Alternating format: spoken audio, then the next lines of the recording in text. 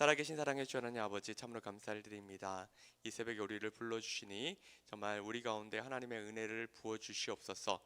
오늘 하루를 살아가는데 필요한 생명의 말씀을 오늘 듣고 돌아갈 수 있도록 주님께서 지키시고 인도하여 주시옵소서. 함께 하실 것을 믿사옵고 모든 것 살아계신 사랑의 주 예수님 이름으로 감사드리며 기도드렸습니다. 아멘. 우리 하나님 말씀 마태복음 5장 3절부터 12절까지입니다. 마태복음 5장 3절부터 12절까지고요. 우리 한 목소리로 같이 읽겠습니다. 심령이 가난한 자는 복이 있나니 그들이 천국이 그들의 것이며, 애통하는 자는 복이 있나니 그들이 위로를 받을 것이며, 온유한 자는 복이 있나니 그들이 땅을 기업으로 받을 것이며, 의에 줄이고 목마른 자는 복이 있나니 그들이 배부를 것이며, 긍휼히 여기는 자는 복이 있나니 그들이 긍휼히 여김을 받을 것이며, 마음이 청결한 자는 복이 있나니 그들이 하나님을 볼 것이며, 화평하게 하는 자는 복이 있나니 그들이 하나님의 아들이라 일컬음을 받을 것이며, 의를 위하여 박해를 받는 자는 복이 있나니 천국이 그들의 것임이라. 나로 말미암아 너희를 욕하고 박해하고 거짓으로 너희를 거슬러 모든 악한 말을 할 때에는 너희에게 복이 있나니 기뻐하고 즐거워하라. 하늘에서 너희 상이 큽니다. 너희 전에 있던 선지자들도 이같이 박해하였느니라. 아멘. 할렐루야. 오늘 이 새벽에 나오신 우리 사랑하는 성도님들을 주님의 이름으로 환영하고 축복합니다. 오늘은 팔복에 관한 설교 두 번째 말씀을 전하도록 하겠습니다. 오늘 말씀은 4절 말씀을 특별히 중심으로 말씀을 전하도록 하겠습니다. 우리 마태복음 5장 4절을 같이 한번 읽어보도록 하겠습니다. 애통하는 자는 복이 있나니 그들이 위로를 받을 것이며. 자, 여기서의 이 애통은 어느 정도의 애통이냐면요, 우리가 슬픔을 이렇게 이야기했을 때 1부터 10까지의 슬픔에 관한 것을 이야기할 때 여기는 10에 관한 겁니다.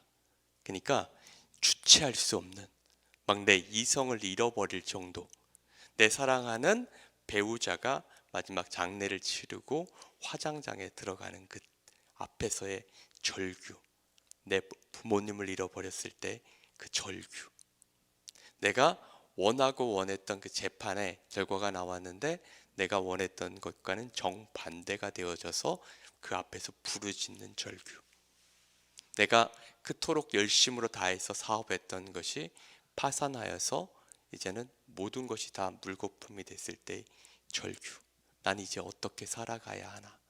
이게 애통입니다.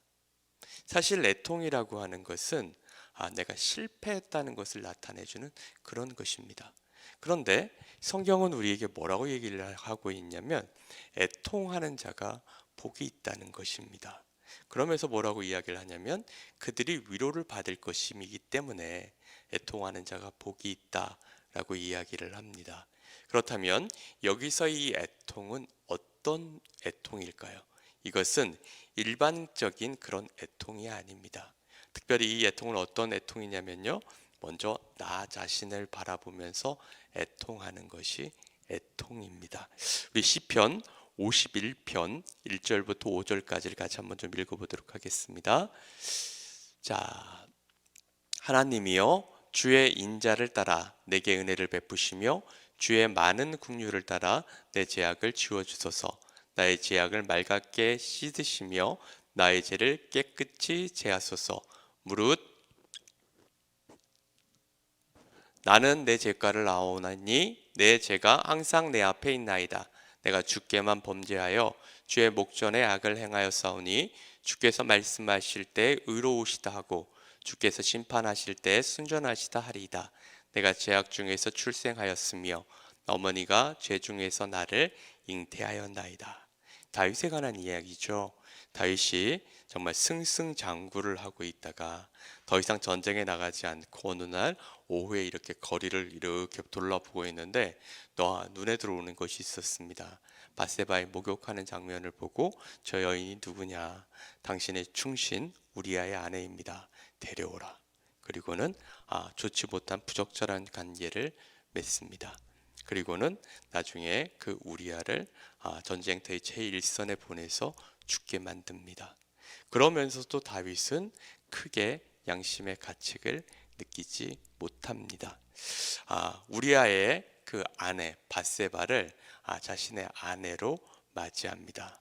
백성들은 그런 다윗의 모습을 보면서 오히려 저 다윗 왕은 죽은 자신의 충복의 아내조차도 챙기는 그런 성군이다라고 하는 그런 칭송을 늘어놓는 것을 들으면서 자신에 대해서 난 참 괜찮은 사람이야. 오히려 이런 생각을 가지고 있을 때 나단 선지자가 나타나서 당신이 바로 그 양 한 마리를 빼앗은 바로 그 사람입니다 라는 것을 지적하죠.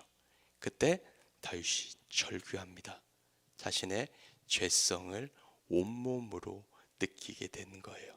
바로 그때 이 고백을 하는 겁니다. 나의 죄악을 맑게 씻으시며 나를 죄를 깨끗이 제하소서. 나는 내 죄가를 아오니 내 죄가 항상 내 앞에 있나이다. 자, 또 사도 바울이 이렇게 고백을 했습니다. 로마서 7장 21절부터 24절 말씀인데요. 같이 한번 읽어보겠습니다. 그러므로 내가 한 법을 깨달았노니 곧 선을 행하기 원하는 나에게 악이 함께 있는 것이로다. 내 속사람으로는 하나님의 법을 즐거워하되 내 지체 속에서 한 다른 법이 내 마음의 법과 싸워 내 지체 속에 있는 죄의 법으로 나를 사로잡는 것을 보는도다. 오라 나는 공고한 사람이로다. 이 사망의 몸에서 누가 나를 건져내랴. 사실 사도 바울이라고 하는 인물 초반에는 예수 그리스도를 오히려 모욕하고 예수 그리스도의 반대편에 있었기 때문에 이런 말을 할 수도 있어요. 하지만 후반부에 가서 바울은 그런 사람이 아닙니다. 어떻게 해서든지 복음을 전하려고 했고 예수님을 위해서 죽기까지도 결단했던 그 사람. 그런데 바울이 뭐라고 얘기를 하냐면 내가 한 법을 깨달았다는 거예요. 선을 행하기를 원하는 나에게 악이 함께 있는 것이다. 내 속으로는 하나님의 법을 즐거워하되 내 지체 속에서 한 다른 법이 내 마음의 법과 싸워 내 지체 속에 있는 죄의 법으로 나로 사로잡는 것을 보는도다. 오호라 나는 곤고한 사람이로다. 자, 애통하는 사람은 먼저 나 자신을 살펴보는 거예요. 우리들은 다른 사람의 죄악에 대해서는 우리가 되게 밝아요.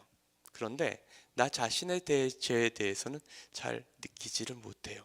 다른 사람이 이랬다 저랬다고 하면 손가락질을 하면서 어떻게 저럴 수가 있어? 어떻게 인두값을 쓴 사람이 저럴 수가 있어? 그런데 정작 나 자신은 그것을 보지 못한다는 거예요. 근데 애통하는 사람은요, 나를 보는 거예요. 내가 이렇게 철저하게 죄인이구나. 그런 이유에서 내가 지었던 죄를 다시 반복하고 내가 절대 범해서는 안 되는 죄를 다시 범하는구나.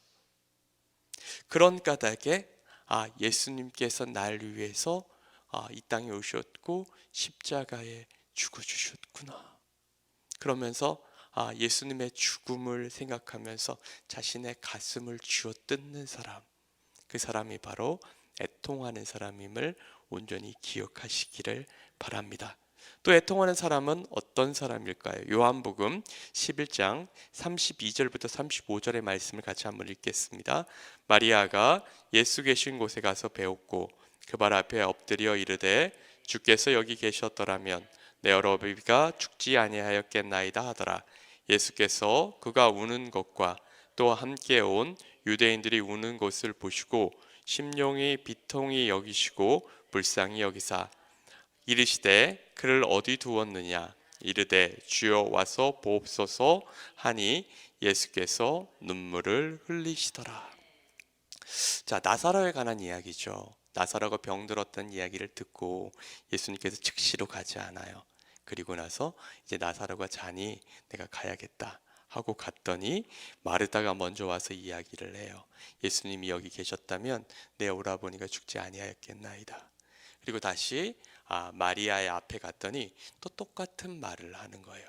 그런데 그 앞에는 수많은 유대인들이 그 앞에 와서 있었어요. 마리아가 울고 또 다른 사람들이 같이 울고 있는 모습을 보면서 성경에 보면 이렇게 표현이 되어 있습니다. 심령이 비통히 여기시고 불쌍히 여기사. 자, 그러면서 예수님께서 눈물을 흘리시더라 이렇게 이야기를 해요. 과연 예수님께서 왜 눈물을 흘리셨을까요? 나사로가 죽어서 눈물을 흘렸을까요? 이제 조금 있으면 예수님께서 나사로를 살리실 건데, 그런데 왜 눈물을 흘리셨을까요? 그것은 다른 눈물이 아니었습니다. 저들이, 인간이 왜 하나님 앞에 범죄하여서 저렇게 죄의 그 고통을 당하는가? 온 인류를 향한 그런 예수님의 눈물이었던 거예요. 우리들도 이런 마음을 가질 수 있어야만 합니다. 사실 우리의 눈을 들어서 보면 우리 주변에는 아직도 예수님을 알지 못해서 자신이 죄인임을 깨닫지 못하고 여전히 예수님이 필요한 존재가 아니라고 하는 그런 생각을 하면서 살아가는 수많은 사람들이 있습니다. 그런데 그들은 멸망을 향하여 나아가고 있는 거예요. 예수님께서 무리들을 바라보시면서 그들의 죄악을 애통하시며 예수님이 눈물을 흘리셨던 것처럼 우리도 그렇게 해야 되는 거예요. 우리가 지금 행복 모임이 진행 중이잖아요. 이제 전도 대상자들을 적어낼 텐데 둘러보세요. 전도할 사람들 없지 않습니다. 분명히 우리 주위에 수많은 사람들이 예수님을 알지 못해서 여전히 죄악 가운데 있고 죽어가면서 자신들이 죽는지도 모르고 그렇게 죽음을 향하여 나아가는 사들이 있다는 것을 온전히 기억을 하시기를 바랍니다. 애통하는 자, 두 번째는 예수님을 알지 못해 죽어가는 수많은 향한 사람들을 향하여서 눈물을 흘릴 수 있는 사람, 그 사람이 바로 애통하는 자임을 기억하시길 바랍니다. 또 하나의 애통하는 자는 어떤 사람인가를 우리 좀 보도록 하겠습니다. 하박국서 1장 2절부터 4절 말씀입니다. 여호와여, 내가 부르짖어도 주께서 듣지 아니하시니 어느 때까지니까? 내가 강포로 말미암아 외쳐도 주께서 구원하지 아니하시나이다. 어찌하여 내 악에게 제약을 보게 하시며 패역을 눈으로 보게 하시나이까? 겁탈과 강포가 내 앞에 있고 변론과 분쟁이 일어났나이다. 이러므로 율법이 해이하고 정의가 전혀 시행되지 못하오니 이는 악인이 의인을 에워쌌으므로 정의가 굳게 하여짐이니이다. 세 번째 애통하는 사람은 어떤 사람이냐면요, 이 사회의 제약을 바라보면서 애통하는 사람입니다. 정말 예수님을 믿는 사람들은 어떤 사람이냐면 어떤 뉴스에서나 이런데 사회 구조적인 악이나 또 어떤 정치인들이 어떤 것들을 해나가는 데 있어서 내가 원하는 것과 다른 것들이 나오면 그걸 보고 비판하고 그것을 손가락질하는 사람들이 아니에요. 오히려 정말 예수 그리스도를 믿는 사람들은 어떤 사람이냐면 하나님, 이 나라의 죄악을 하나님 용서하소서, 그것을 가슴으로 끌어안고 와서 기도의 자리에서 기도하는 사람들이 예수 그리스도 믿는 사람이지, 다른 사람들과 똑같이 손가락질하면서 어이구 저래서 되겠어, 이거는 진정으로 예수님을 믿는 사람이 아닙니다. 예레미야가 예루살렘이 완전히 멸망당하고 나서 그것을 바라보면서 통곡하며 예레미야의 애가를 노래하였던 것처럼 우리들도 정말 그런 마음이 있어야만 합니다.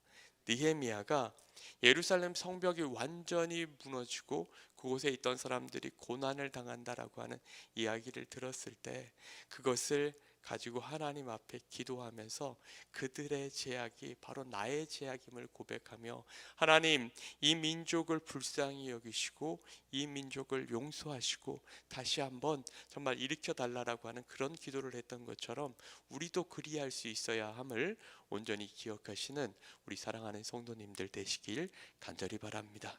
오늘 말씀의 핵심, 우리들은 애통하는 자가 되어야 함을 온전히 기억하시는 우리 사랑하는 성도님들 되시기를 간절히 바랍니다. 우리